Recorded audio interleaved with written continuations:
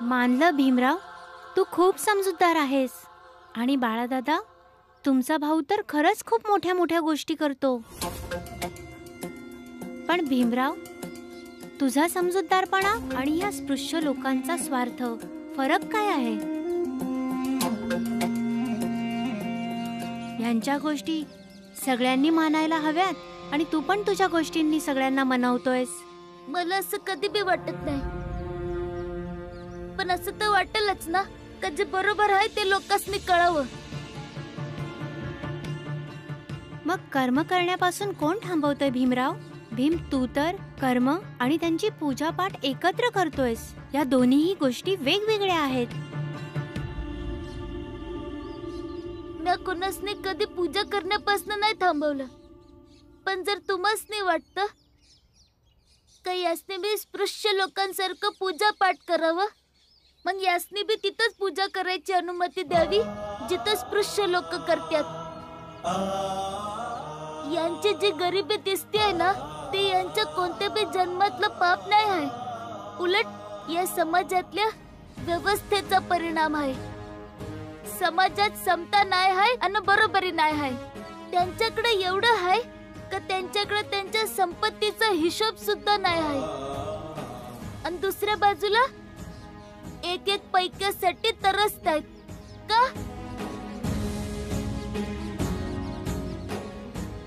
आपल्याला काय बी हक्क नाही आहे का इथल्या हवेवर, इथल्या पाण्यावर, इथल्या जमिनीवर? जर आपण जन्म घेतलाच आहे, मग हिस्सा पण झालाच पाहिजे. आणि जर नाही झाला तर मी जन्माला घालणाऱ्यालाच विचारतो का नाही होणार?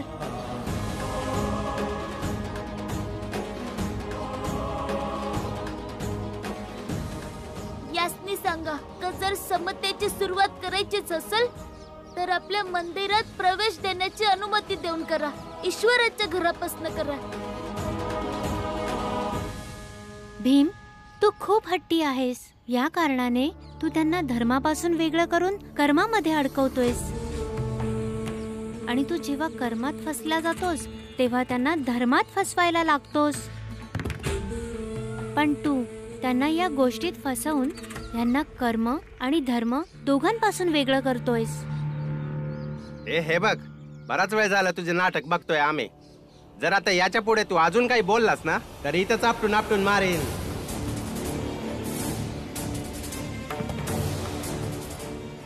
किती वेळा सांगितलंय गप्प राहा, नेहमी बोलत असतोस.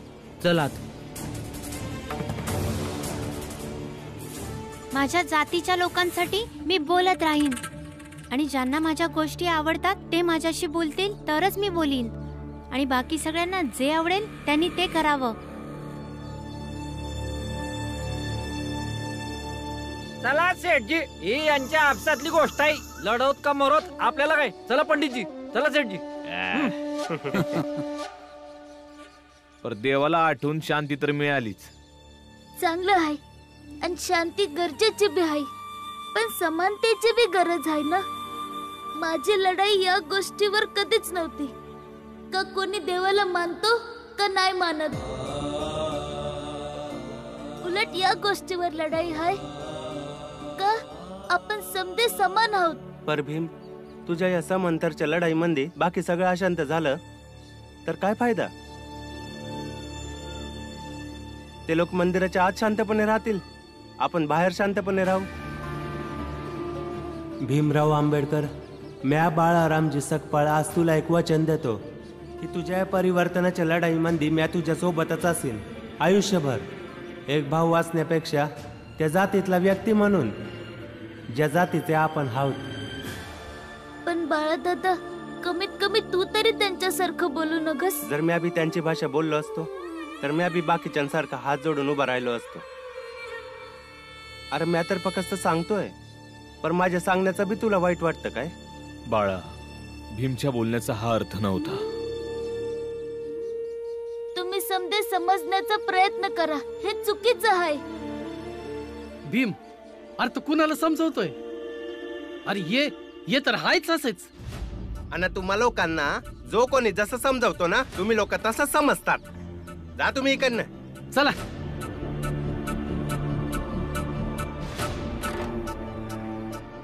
चल भीम, तू भी चल. नाही बाबा, हे समजा चुकीचं आहे ना. यामुळे तर समधी लोक समध्या गोष्टी असंच स्वीकार करायला लागतील. बाबा तुम्हीच सांगा, जर आम्हासनी शाळेत प्रवेश नाही मिळाला मग हे समजे ते बी सहन करतील का? जर उद्याला आपल्यासनी पाणी पिण्यापासून थांबवलं तर आपण पाणी बी नाही प्यायचं, कुणी आपले केस बी नाही कापणार. मग शेवटाला आपण काय बनून राहणार बाबा?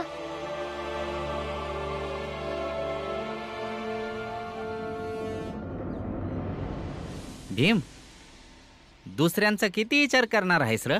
जा घरी जा. रामजी भाऊ, तुम्ही आता भीमला सुद्धा घरला घेऊन जा. आम्ही समधी बी जातो. चला रे. चला चला. चल बाळा.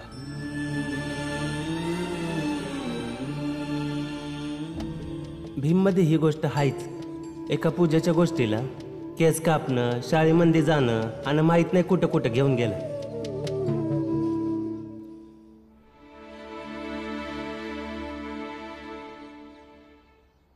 मनुष्याने जेवढे दुसऱ्याचे उपकार कमी घेतलेले चांगले असतात. आणि जमीन देऊन तर तुम्ही आधीच इतके उपकार केले आहेत. तुझा समजूतदारपणा आणि या स्पृश्य लोकांचा स्वार्थ, फरक काय आहे? यांच्या गोष्टी सगळ्यांनी मानायला हव्यात आणि तू पण तुझ्या गोष्टींनी सगळ्यांना मनवतोयस.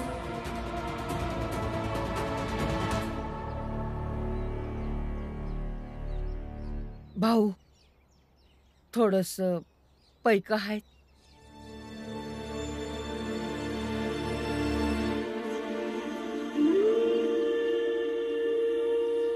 मीरा, आज काही कमाई नाही झाली ग. होणार बी कशी? आत्या, बाबांची कमाई भीममुळे नाही झाली.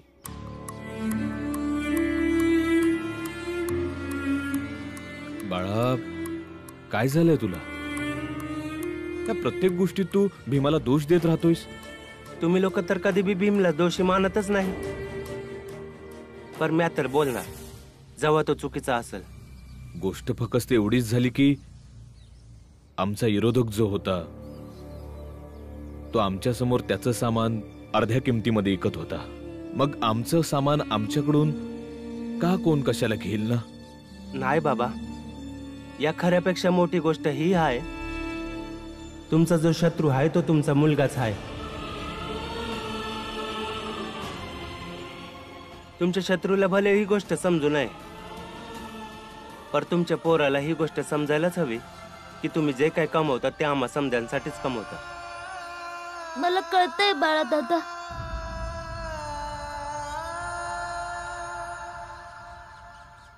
जे पैक मी कमावले आहेत ते बी तर तुमचेच आहेत ना बाबा. हे घ्या. विचार का करताय बाबा?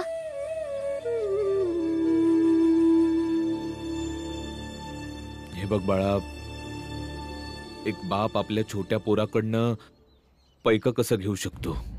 बाबा, एवढं बी कठीण नाही आहे. समस्या ही आहे का भाजी विकत घ्यायला बी पैक नाही आहेत आणि समाधान आहे का माझ्याकडे पैक आहेत. आता अशा परिस्थितीत तुम्ही जर कमी विचार केला तर अडचणी बी कमी होतील. आणि एखाद्या दिवशी म्या रिकाम्या हाताने आलो आणि गरज असेल तर तुम्ही पैक द्या.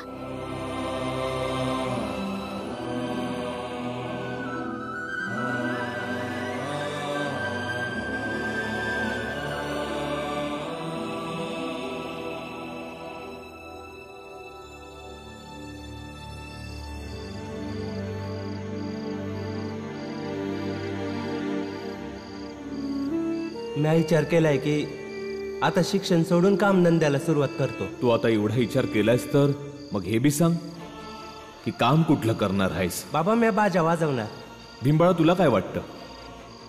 बाळादादाचं काम चांगलं आहे? नाही बाबा, मी तर अभ्यास करणार.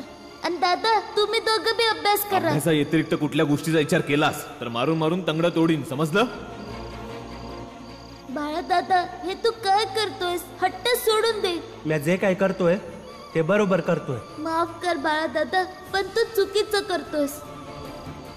बाबांचं बोलणं का मनावर घेतोस? चल ना घरी. तू आपल्या बाबांचा पोरगा आहेस ना, आणि बाबा फक्त तुझे, जे त्यांना बरोबर वाटतं तेच तुला बरोबर वाटतं, आणि मी चुकीचा आहे ना, मग माझ्या मागे काय येतोय? जा घरला. तू बी बघ का तुझ्या पद्धतीपेक्षा वेगळं त्या लक्ष्यापर्यंत म्या कसं पोचतो, जिथपर्यंत तुला पोचायचं होतं. हे गरजेचं नाही आहे की भीमच नेहमी बरोबर असत, आणि या यायला भीम चुकीचा आहे.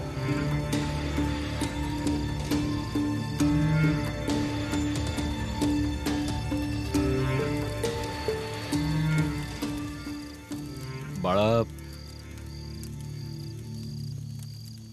तू भीमाला वचन दिलं होतंस की तू त्याच्या संघर्ष यात्रेत नेहमी त्याच्या सोबत असशील. मग आज काय झालं? मी त्याच्या विरुद्ध जाण्याच्या बद्दल कुठं काय बोललो? प्रश्न विचारणं, कोणाच्याही बोलण्याशी सहमत नसणं, हे कोणाच्या विरुद्ध जाणं तर नाही ना? की मग तुम्हासनी बी हेच वाटतंय की भीम जे बोलतो त्याच्या विरुद्ध कोणी बोलू नये म्हणून? नाही बाळा, मला असं नाही वाटत. तर मग तुम्ही का समजावता हाय?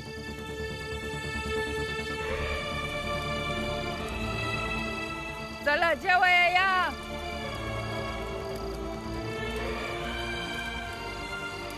चल बाळा, जेवून घेऊया. चल.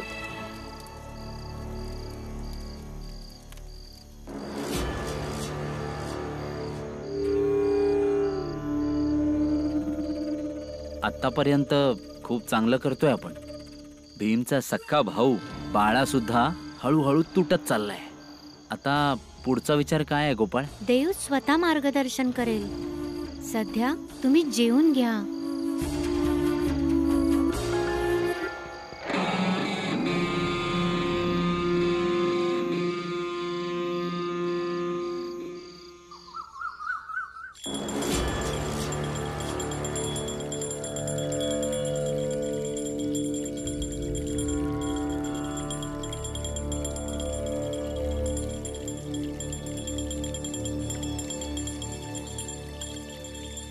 भीमबाळा, जे होतंय ते होऊ दे. आपण कामावर जाऊया. आता हे लोक जे गोपाळ सोबत पूजा करतायत ते ना तुझं ऐकणार ना तुला समजून घेणार. त्यामुळं आता उगा विचार करण्याची किंवा समजून घेण्याची गरज नाही. तुम्ही बरोबर बोलताय बाबा. चल आनंद दादा.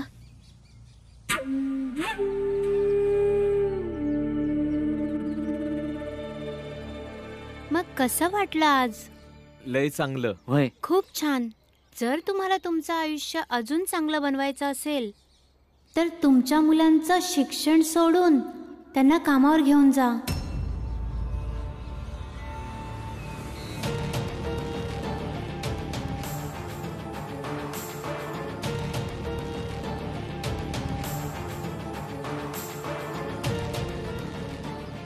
गोपाळ, चुकीचा सल्ला नका देऊस. बरोबर सल्ला आहे भीमराव. अभ्यास करणं श्रीमंत लोकांचं काम आहे. ज्यांचं भविष्य सुरक्षित असतं त्यांच्यासाठी हे सगळं नाटक आहे. की अभ्यास करा, काहीतरी शिकून घ्या. नाही, शिक्षणामुळे भविष्य सुरक्षित बनतो.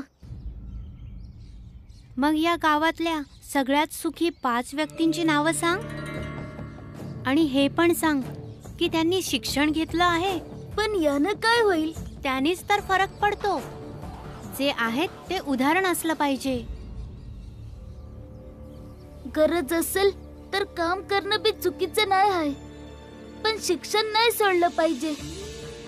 आणि मी तुम्हा दोघांनी सांगतो का आपल्या पोरासनी शाळेतनं कधीच नका काढू, कारण शिक्षणच येणाऱ्या उद्याचा भविष्य आहे.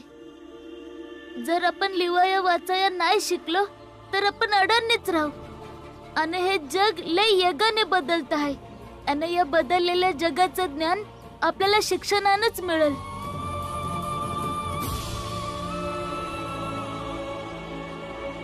गोपाळ, यांना चुकीचा सल्ला नको देऊस.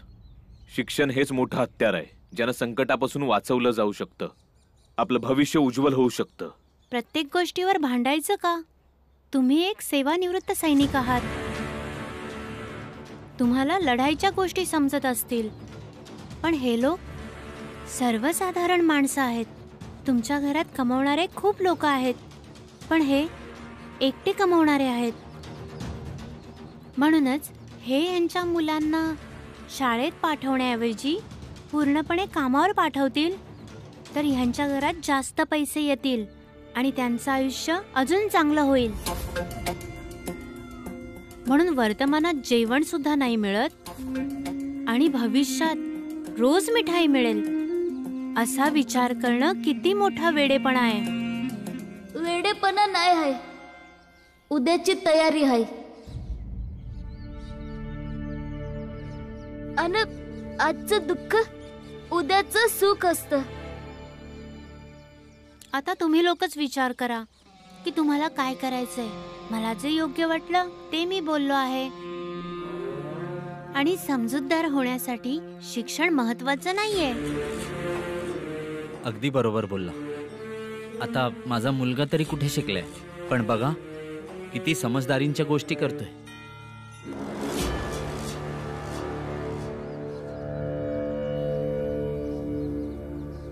चूक आणि बरोबर पेक्षा एक लय मोठं सत्य आहे का शिक्षित होणं आपल्या मंदीच एक लय मोठी गोष्ट असते.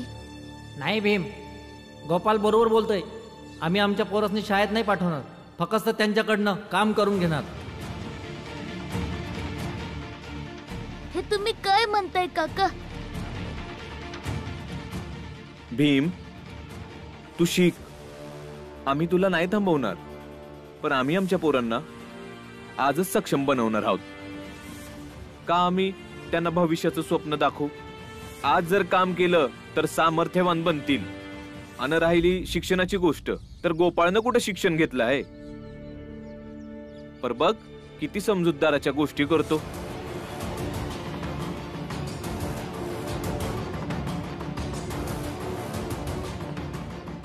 भीमराव, हा वार तुझ्या सगळ्यात शक्तिशाली ताकदीवर होता. अजून एक एक करून तुझ्या सगळ्या ताकदी मी खेचून घेईन. तुला शक्तिहीन नाही बनवलं तर मग बोल. काका, तुम्ही समजून घेण्याचा प्रयत्न करा. गोपाळ तुम्हासनी भडकवतोय. आणि शिक्षण एक चांगली व्यक्ती बनण्यासाठी लय महत्वाचं आहे. मी अभि शिक्षण सोडलं आहे म्हणजे मी चांगला व्यक्ती नाही आहे. माझं व्यक्तित्व खराब आहे.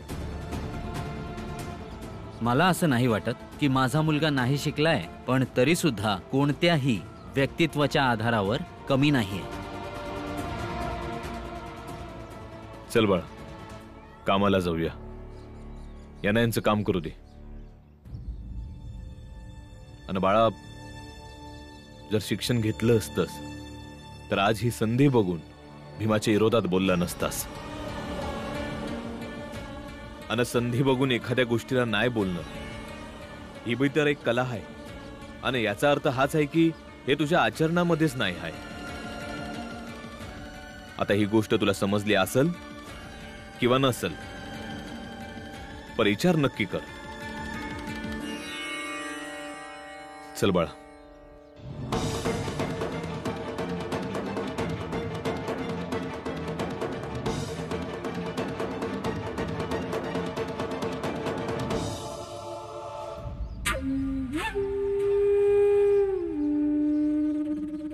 दादा, तुमच्या आचरणामध्ये तर काही कमी नाहीये. पण मला ही गोष्ट समजत नाहीये की एक बाप असूनही आपल्या लहान मुलावर प्रेम आणि मोठ्या मुलाबरोबर असा व्यवहार कसं करू शकतं कोणी.